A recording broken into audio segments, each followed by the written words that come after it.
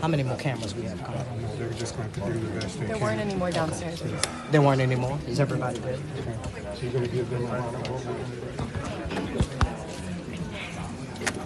All right, is everybody set? Everybody set? Is there more people coming? No.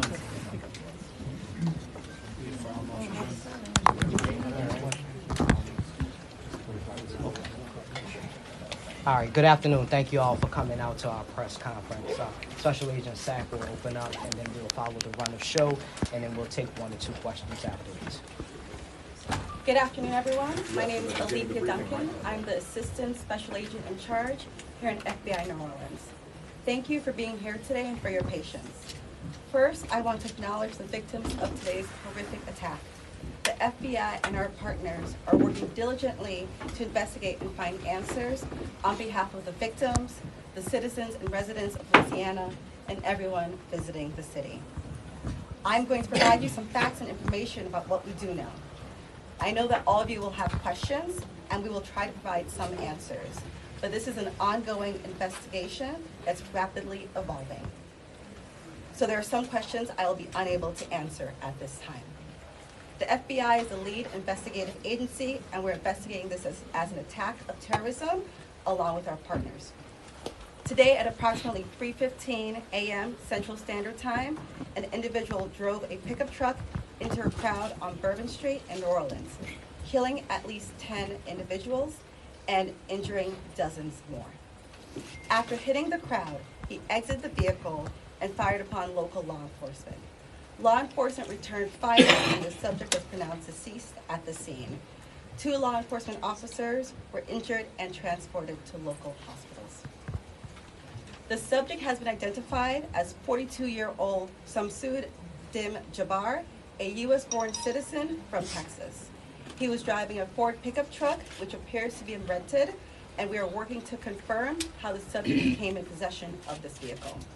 An ISIS flag was located on the trailer hitch of the vehicle, and the FBI is working to determine the subject's potential associations and affiliations with terrorist organizations. ISIS safe. The FBI, we are working with our partners to investigate this as an act of terrorism. We're aggressively running down all of the leads to identify the possible subject's associates. We're working to ensure that there is no further threat. We do not believe that Jabbar was solely responsible. We are aggressively running down every lead, including those of his known associates. That's why we need the public's help. We are asking if anybody has any interactions with Samsoud Dim Jabbar in the last 72 hours that you contact us. The FBI is asking the public's help. We're asking anyone who has information, video, or pictures to provide it to the FBI. We have set up a digital tip line as well as our 1-800 number, 1-800-CALL-FBI. Please provide us with any information that can assist us in this investigation. Once again, thank you for your patience and assistance. For an updated statement or information, please check the FBI's website and our social media accounts. I will now turn over to Mayor Cantrell. Thank you. Thank you very much.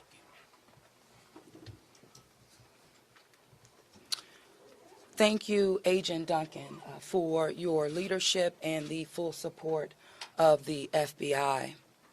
First and foremost, I want to express my deepest condolences to the families and loved ones that were impacted by this tragedy on Bourbon Street and in the heart of the city of New Orleans. And I know that the entire New Orleans City Council grieves along right with me, no doubt about that, and our people and our families. My priority will continue to be to ensure that victims that remain on Bourbon Street now will be serviced and removed as soon as possible. But as stated, the FBI is in charge of this investigation and are doing everything necessary to make this happen. I also want to acknowledge hearing from President Biden, all of our federal partners, but most importantly, calling Governor Landry this morning, responded with haste and we do say thank you. And of course, a demonstration of a unified support is right here in this room. That's how we collectively responded to this tragedy in the city of New Orleans. The mission now is to facilitate, support, and coordinate safety procedures to keep our residents and our visitors safe. I've gone to the hospital along with Chief Kirkpatrick to visit our police officers, and considering their injuries, they're doing well. As I mentioned, this investigation is ongoing, and the FBI remains the lead in the investigation. It is an active crime scene as well. We are committed, no doubt, to uncovering all details surrounding this tragedy.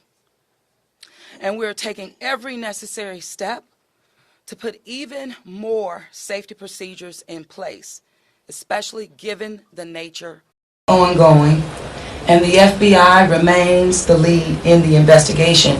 It is an active crime scene as well. We are committed, no doubt, to uncovering all details surrounding this tragedy. And we're taking every necessary step to put even more safety procedures in place, especially given the nature of the investigation.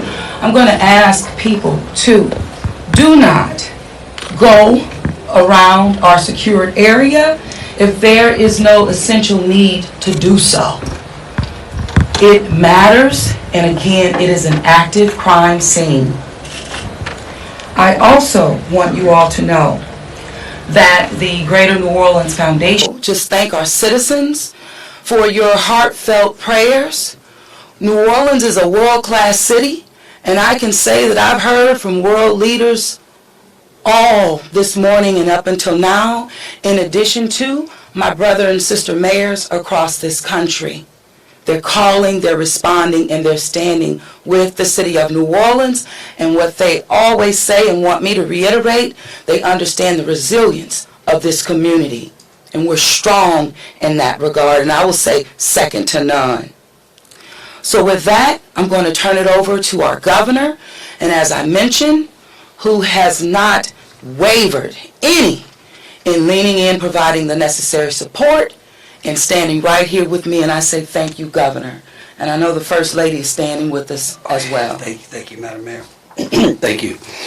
Again, I want to thank the Mayor. Since about 3:45 this morning, when she called me, we have all been working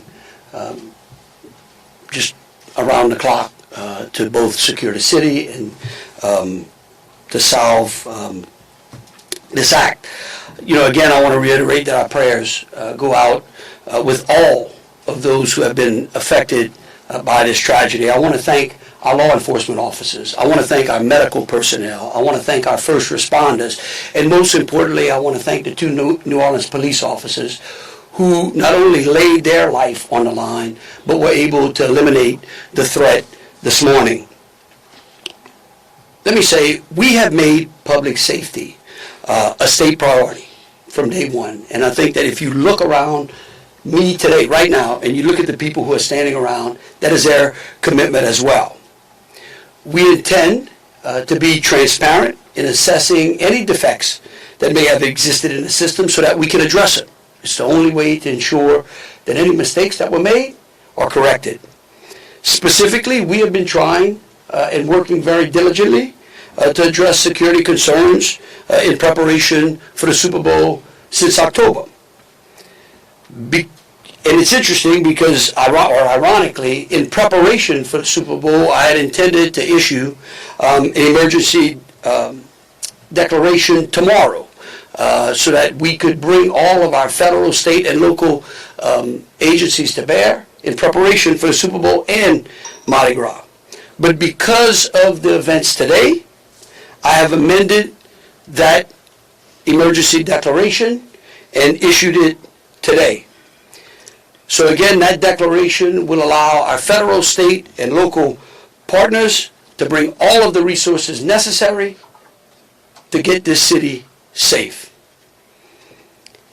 In light of that executive order, I have also ordered the mobilization of a military police company. I've asked General Freelou to mobilize a military police company to assist both New Orleans Police and LSP and the FBI. It is important for our citizens and guests of this state to know that we are doing everything we can to secure their safety in this city. We want to make it clear, the Superdome and the surrounding area is safe. But I've always said that the safety of this entire city is something that is always paramount to me. With that, I would like to turn it over to Jeff with the Super Bowl Commission. Jeff Dunley.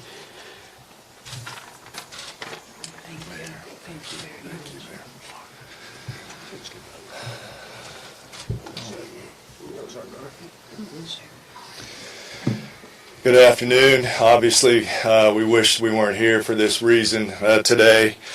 The Sugar Bowl Committee has a 90-year history of being a good corporate citizen for the city of New Orleans, and that's why this tragedy hurts us as much as anybody right now. So our condolences, thoughts, and prayers go out to the victims and their families as we all work through this.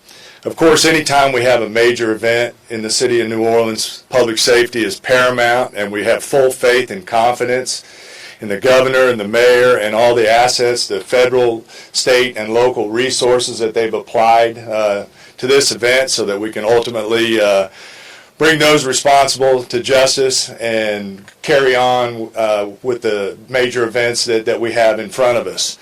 Speaking of which, we were scheduled this evening to have a CFP quarterfinal played in the Superdome at 7:45. We have been in consultation with ESPN, with the College Football Playoff, with the Southeastern Conference, with the University of Georgia, with Notre Dame. All parties and all agree that it's in the best interest of everybody in public safety that we postpone the game for 24 hours. Work is fast about to set up a safe and efficient and fun environment for tomorrow night. There'll be more details on that in the coming hours, but for now, that's the plan, that we're going to move forward and play the game. And again, we reiterate our thanks to everyone up here for the important work they're doing. We live in the fun and games world with what we do, but we certainly recognize the importance of this, and we're going to support it 100%. So thank you. I'd like to bring up Senator Kennedy.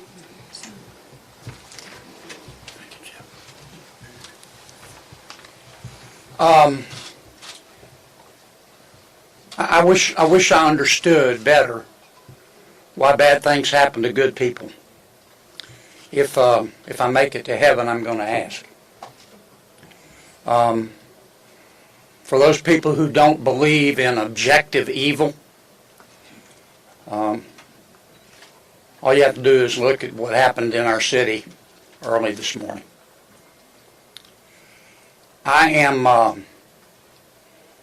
if this doesn't trigger the gag reflex of every American, every fair-minded American, I'll be very surprised. I'm here because these are my people. I'm here because these are my people's friends. I'm here because there are a lot of Louisianians that are scared tonight. I don't want them to be. There's a lot of information going around. Some of it is actually true. Some of it isn't.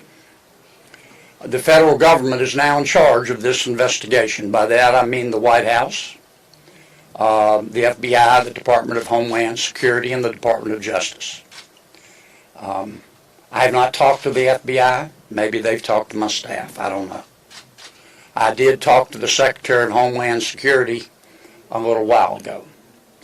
And I told him that with all the respect I could muster, that we expect to put the full force and resources of the federal government behind this investigation. Our state troopers, our local police departments, our sheriffs, we've got many sheriffs here today, have been terrific so far. The federal government is cooperating with them. I hope that will continue. Here's what I want to ask from the federal government. Catch these people. Catch these people. And then tell the American people the truth. Now, I don't want you to tell us yet anything that's going to interfere with your investigation. And there are things that I've been told that I think are true that I'm not sharing with you today because it could interfere with their investigation.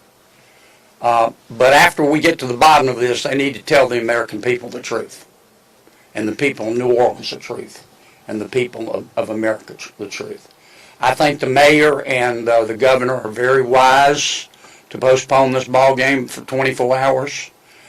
There's just too much stuff we don't know. And it's just not worth it.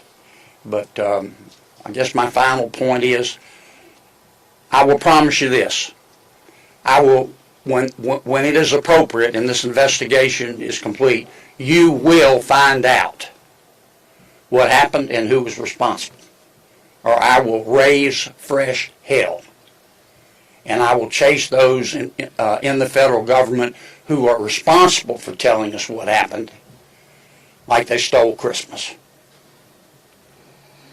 Thank you, Senator Kennedy. Congressman Carter, I think you're on.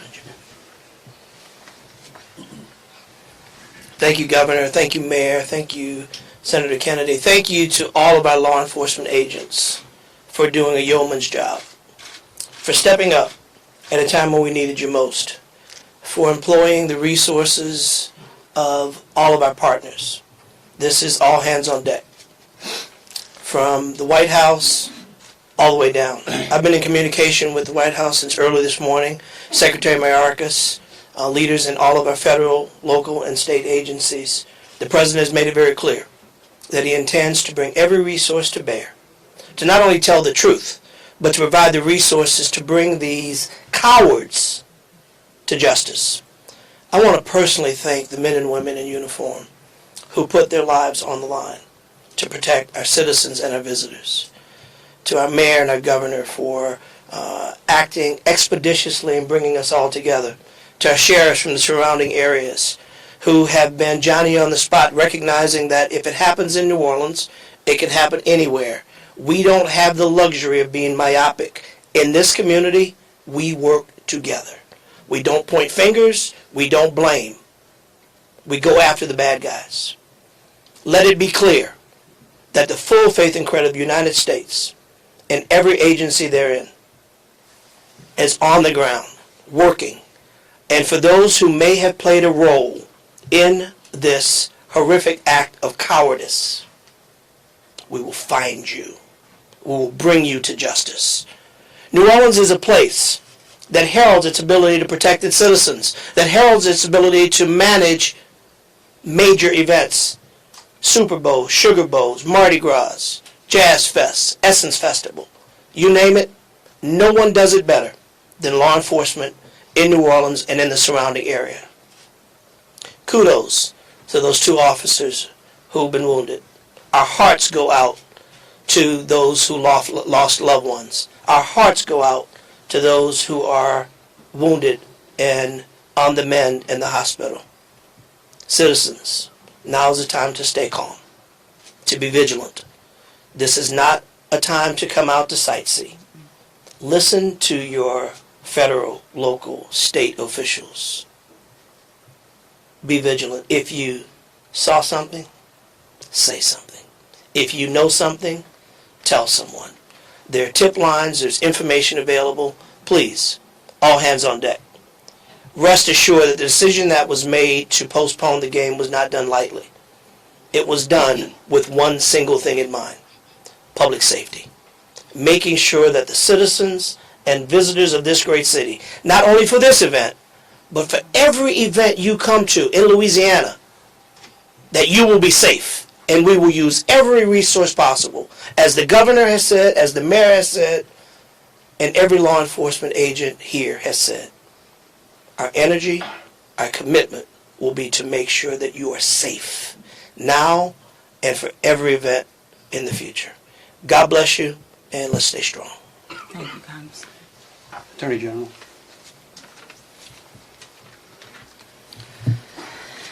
I first want to extend my sincerest condolences to the families of the victims. Parents got a phone call early this morning, that no parent ever wants to receive. And as a parent of children who come to New Orleans and spend time here, I know that that is just something that, you know, we hold our breath sometimes till they're home safe, and some people do not come home safe. And we also have some people who are fighting for their lives right now in the hospital. So I'd ask everyone to pray for them. They need our support and they need our prayers. This was a heinous act, a heinous, cowardly act, and we will find them and we will bring them to justice. My office will be providing both investigative and prosecutorial support to the City of New Orleans, to the District Attorney, Jason Williams in New Orleans, as I have done for months. We will continue to do that. We will provide the governor with whatever support that he needs, and the Governor's Office of Homeland Security, whatever support that they need. I'll be here to help. I will be here to stand with the City of New Orleans. We will bring them to justice. Thank you. Thank you. Thank you, Thank you, Governor. Thank you, Governor and Madam Mayor. For those who do not know me, my name is Ann Kirkpatrick. I'm the Chief of Police of New Orleans. My official title is Superintendent, but my role is as Chief of Police. You know, you've heard some of the details today, and over the last 24 hours, we had approximately 400 officers in the French Quarter. And as we know, this is not just an act of terrorism. This is evil. And when we face evil, we have a choice. We can run in fear, or we can indeed stand in strength. In a time of crisis, people are looking for leadership. You are looking at the leadership. And I promise you, as the Chief of Police of this city has been tried by fire before. But fire purifies. Fire makes things stronger. We have a plan. We know what to do. We are going to get these people. There is a path forward. Very pleased that we will be back to having a wonderful game tomorrow night. New Orleans police have proven their ability to make the city safer. Just 2 years ago, we were the murder capital of America. Today, from that time 2 years ago, we have driven our murder rate more than 50% down. So we have a track record. But this is different because it's terrorism.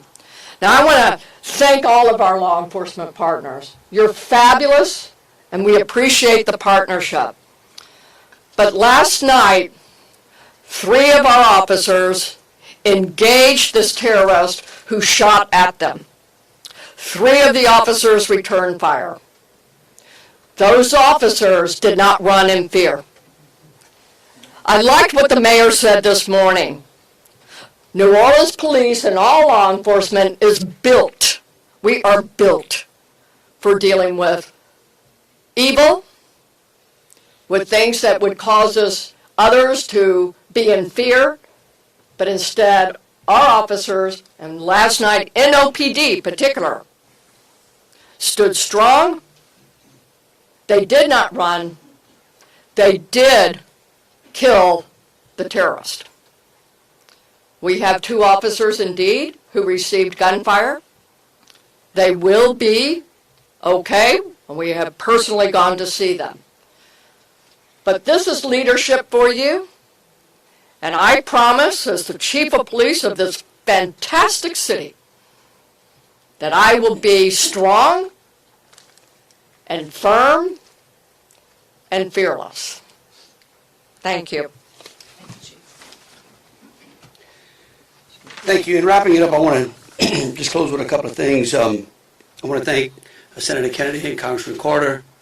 I want to thank again all of our law enforcement officers out there.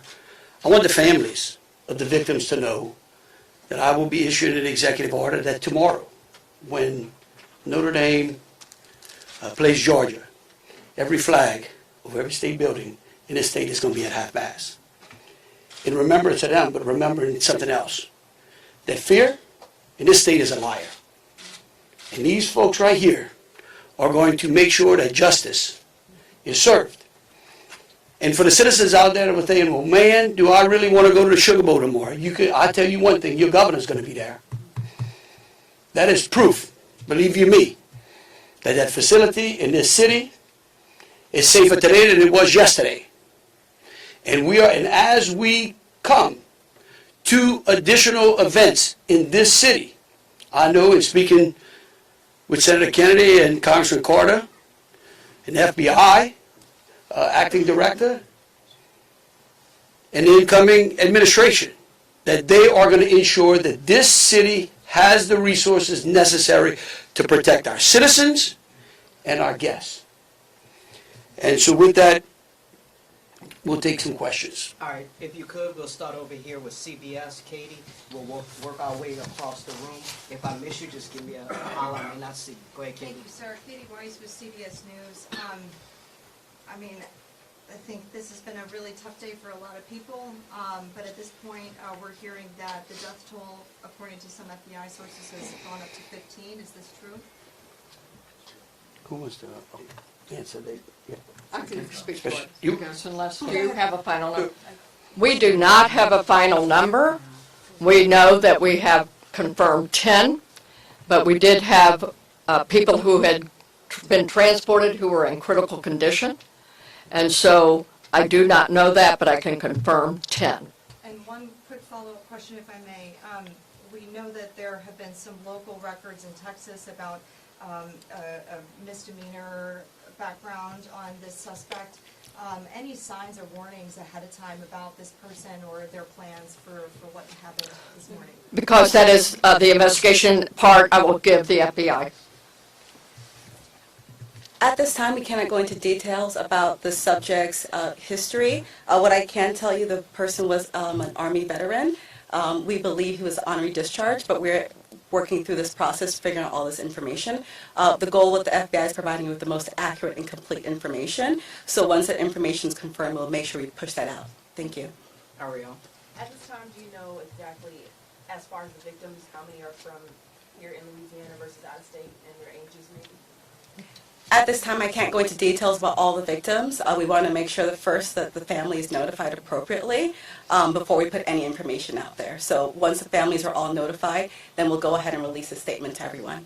And I would ask the press, in relation to the victims and those that are in hospitals, if we could just refrain from worrying about them so their loved ones can take care of them, and the medical personnel that are trying to get them out of the hospital can do so. And as information becomes available, but we want to respect the privacy of those who are still either fighting for their lives or being cared for. Thank you. A follow-up, if I may. Go ahead. You guys mentioned accomplices. You don't think that the suspect acted alone. About how many more suspects are you guys looking into at this point? It's a range of suspects, and right now with the FBI, we do not want to rule anything out, so that's why we're asking if anyone has had any interaction with the deceased subject Jabbar in the last 72 hours, provide us with this information. You can provide us that information through 1-800-CALL-FBI or our digital tips line, which is available on our social media website, as well as the big FBI website. Can I say something right there? Tell me who you're with. WDSU. WDSU. Okay, and CBS. NBC's over here on the right. Oh, that's an unusual position. I don't get it. You wouldn't. Look, the FBI is not going to be able to answer those questions, okay? They will eventually, I promise you, okay? Once the FBI has a chance to investigate all this, along working with state police, working with Homeland Security, working with the city of New Orleans. They're going to tell you what happened. I can promise you that, or I'm going to raise fresh hell. But right now, they're in the process of trying to catch the other bad guys. And I'm going to give them the benefit of the doubt for a while. 26. Yeah, I had a question about the victims. I know that there was obviously gunfire exchange, so I guess how many victims were shot and then how many were injured? Look, again, let me reiterate both Special Agent Duncan and Senator Kennedy. There's a lot of, I get that y'all want to know minute details. What we don't want to do is impede this investigation or spend any time talking about things that don't get us closer to hunting these folks down and securing the city. And so at a particular point in time, we will release as much information as we can, but at this time, in relation to the investigation, I would ask y'all to refrain from those. So ladies and gentlemen, if we're going to just have more of the same as the governor just said, we're going to provide that information, but we're going to wrap the press conference now. Hold on, let me finish. You weren't listening. If all of the questions are more of the same, what the governor just said in position, we won't be doing that to provide that information. And if you have a quick different question, then let's do that quickly and move on. Okay? My question. Ma'am. Hold on, sir. Hold on. Then who was next? We had over here. Hi, Rachel Wolf from the Wall Street Journal. You said you were confident there are multiple suspects involved. What makes you confident in that? Well, like, why would we tell you that? Again, that's, I mean, look, again, we want to answer pertinent questions. But anything that would lead to impeding or endangering this investigation is not going to be said, okay? And we will, as information unfolds, this is a very fluid process. And remember something too, we're doing two things. We're hunting some bad people down and we're securing the city too. We're getting ready for a Sugar Bowl tomorrow. So if y'all would, again, if you have questions regarding Sugar Bowl, the safety of the city, or something to that effect, we're happy to answer. Okay, go ahead. Go ahead, Alyssa. Usually in parts of the French Quarter, specifically in parts of Bourbon Street, there are bollards. We're hearing that some of those may have been down because of repairs. Can you speak to that, and maybe was there any backup option of putting a truck there or an NOPD car there? Well, let me tell you, yeah, one, I'm going to let the mayor answer. I want you to know that's one of the first things I thought of this morning when the mayor called me, okay? And I will tell you that whatever the problem was is going to be solved. Thank you, Governor. Thank you, Governor, and thank you for the question. I do understand that it's been on your radar since this morning. As it relates to the bollards on Bourbon Street, over 10 years ago, over 10 years ago, the city of New Orleans implemented an infrastructure project placing bollards on Bourbon Street. Shortly thereafter, the malfunctions of those bollards ensued from Mardi Gras beads on down. But the New Orleans Police Department, of course, deemed them inefficient because they did not operate the way that they were intended to do. Because the city of New Orleans is hosting Super Bowl this year, it gave the city of New Orleans an opportunity to go further and deeper with infrastructure improvements, as we've been talking about. So as a result of that, we were able to build in bollard replacement into our Super Bowl infrastructure package. And because of that, the city of New Orleans has moved forward with that infrastructure that is nearing completion. Bollards were not up because they are near completion, with the expectation of being completed, of course, by Super Bowl, way before Super Bowl. But that is the reason. Now, the New Orleans Police Department. And Chief, you can speak to the deployment to respond to our needs Thank and you. existing conditions. All right, so we have been aware of the bollard situation for a long time, and we did indeed harden those target areas where the bollards are. We have patrol cars out there as a hard target, as well as with barriers. Now, I want to share with y'all, if you did not know, that this particular terrorist drove around onto the sidewalk and got around the hard target, where he did have a car there, we had barriers there, we had officers there, and they still got around. Now, the wedges that you see out there as well, we knew that that had malfunction problems. And I want you to understand, let's say we put the wedge up and it got stuck. There is no way that ambulance could get in or out, people couldn't get in and out, so we knew that these were malfunction. So we did indeed have a plan, but the terrorist defeated it. Let me just say this. We recognize we got a problem right here, right? We're going to fix it. It is going to be a top priority as we go into the Super Bowl and Mardi Gras.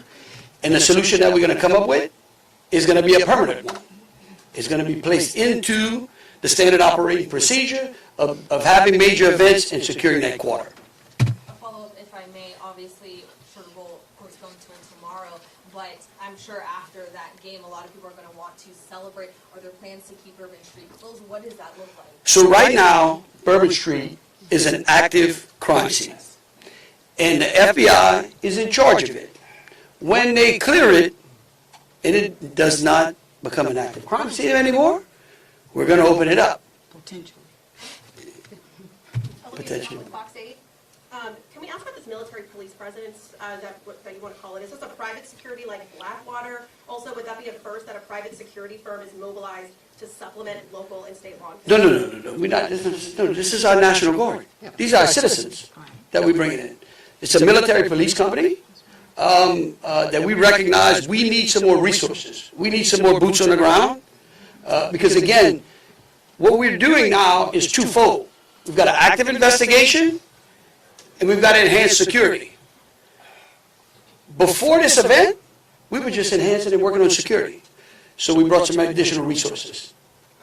Jesse Kirsch with NBC News. Thank you for holding this press briefing. I just want to clarify something first. You were just talking about bollards that are being repaired, talking about a lift gate that are replaced and then a lift gate that's not been working. Was there a vehicle in place of that lift gate last night? Were there things in place of those bollards which are being repaired? Sure, the chief spoke to the plan in place, and that is yes. That was indeed. So anything that is currently in the midst of being repaired had a backup replacement? It had vehicles and officers were there where all of those ballasts have been. We had that, we knew. So we did have it. And like I said, in this particular case, terrorists went all the way around up onto the sidewalk. And what about for the lift gate? Was there a vehicle like backing in and out to block that lift gate area, or was that just down and open? Because that's what we've heard from witnesses. Captain. The reason I'm calling the captain, he's the captain over that district, and that is a question I'm going to let him address for you. Good evening, everybody. I'm Captain LaJean Roberts of the 8th District. Yes, we did have a vehicle strategically placed right in front of the wedge, preventing access onto the roadway. And in terms of the framework of security that was already in place on Bourbon Street, I know this is an ongoing project of improvement, but with how that was all aligned, was someone getting up on a sidewalk considered impossible or nearly impossible, or was this not something you expected you would have to account for? Yes, of course, it wasn't something we expected to account for. The bollards they're actually wedges. They're strategically placed 5 locations throughout the French Quarter on the roadway. This particular terrorist drove onto the sidewalk behind the police car to gain access to the 100 block of Bourbon Street. So if you're worried about someone ever driving down Bourbon Street, why weren't you worried about someone driving up the sidewalk in the same way, or at least bracing for it the same way? Okay. All right, look. We can go on what ifs forever. This is evil. And that guy could have easily going down the sidewalk of Canal Street, where there were a ton of pedestrians on there as well. And there are. That's right. They're right. Right. But just want you to know, however, we recognize, I said earlier, that where there are defects in this system, we are going to be transparent, and we are going to address them with the city and make sure that we fill those gaps as best we can. Chelsea Bracer with Axios. I have a question just about sort of ongoing public safety today. Special Agent mentioned two possible IEDs.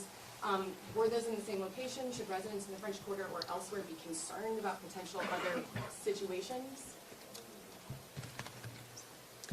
The two IEDs, they were in different locations, and what we've done in conjunction with our local and state partners, we've gone through and done a sweep to identify anything that we thought was suspicious, and we have not. However, as I said before, if the public sees something, please reach out to us. That way we can go through and verify that we did not miss anything. But we conducted initial sweeps, I think, starting shortly after our initial conference. I'm going to thank you, Agent. I do want to share that we have a plan, and we have been implementing that plan. One of those plans is that we have swept all of these areas. The word swept means we have put officers out there as a grid, walking down the streets, every street in the French Quarter, looking for suspicious packages, bags, ice chests, you name it. And they have been walking it as a grid. We've been doing the same thing on Poydras and all the accesses into the Superdome.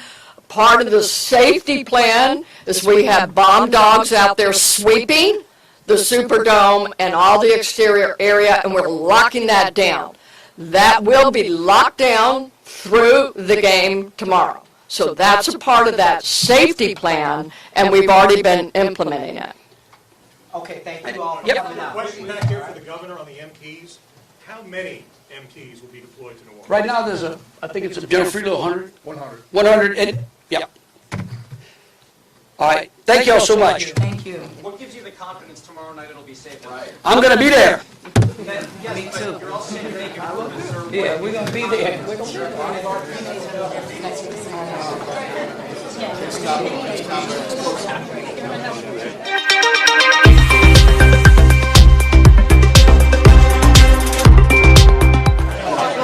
Alright, thanks so much for joining us here on KXAN Live. You just heard a press conference from New Orleans talking about the incident that occurred early this morning. I'm going to go ahead and read to you all the statement that we received from the FBI today. After requesting this statement, I'm going to go ahead and read to you a little bit about what is on here, which is exactly what they mentioned at this press conference.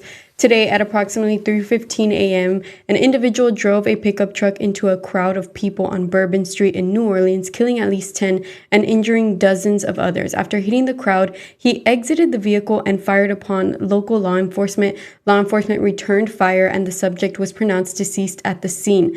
2 law enforcement officers were injured and transported to a local hospital. The suspect has been identified as 42-year-old Shamsuddin Jabbar, a U.S. citizen from Texas. He was driving a Ford pickup truck, which appears to have been rented, and we are working to confirm how the subject came into possession of this vehicle.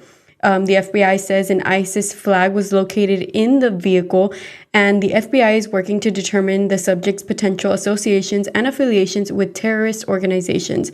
Weapons and potential IED were located in the subject's vehicle. Other potential IEDs were also located in the French Quarter. The FBI special agent bomb technicians are working with law enforcement partners to determine if any of these devices are viable, and they will work to render those devices safe. The FBI is lead investigative agency and are working with our partners to investigate. This is an act of terrorism, and they are aggressively running down all leads to identify any possible associates of the subject. This is a press statement released by the FBI earlier today before this press conference, but we do have a little more updates from the press conference, and I can read you those notes right now. We heard from several of the New Orleans individuals of power. We heard from Senator Kennedy, Congressman Corder, Attorney General, Chief of Police of New Orleans. What we heard was that they decided to not go forward with the Sugar Bowl for today. They're going to postpone it for 24 hours. And they said it's in the best interest of everybody and public safety to postpone the game for 24 hours. And they're working to create a fun and safe environment for tomorrow night's game. We heard from the chief of police who said 400 officers were at the French Quarter this morning when everything happened. 2 officers were down, but they have been visiting them in the hospital and they say they will be okay. There is an executive order during the game that every flag will be held at half-staff to honor those who passed. FBI sources say that as of right now, the death toll is confirmed for 10, but there may be a little more. We're not sure, but confirmed 10 right now. We have more individuals in the hospital who have received injuries and are working to fight for their lives. If you are just joining us, we have some information from what happened this morning. If you do not know, there were 10 individuals dead and 30 injured over a suspect who drove his white pickup truck into a barricade on the street of Canal and Bourbon Street. The vehicle was driving upwards of 70 miles per hour down Bourbon Street. The vehicle went around that barricade and hit that crowd of individuals, of people. Law enforcement is investigating this as an act of terrorism. We do know that the pickup truck that was used to cause this accident was a rental. It was rented through Turo. And if you don't know what Turo is sort of like Airbnb for a truck or for vehicles. You can rent it off of someone. But this truck was license plates from Texas, and the plates were purchased at a dealership in Houston. And it looks like the owner of the truck is also from Houston. We are working with everyone to find out more information about this situation, and we will update our web articles with that information as it comes in. Thanks so much for joining us. Please visit our website, kxan.com, for all the latest details. Again, I'm Esmeralda Zamora.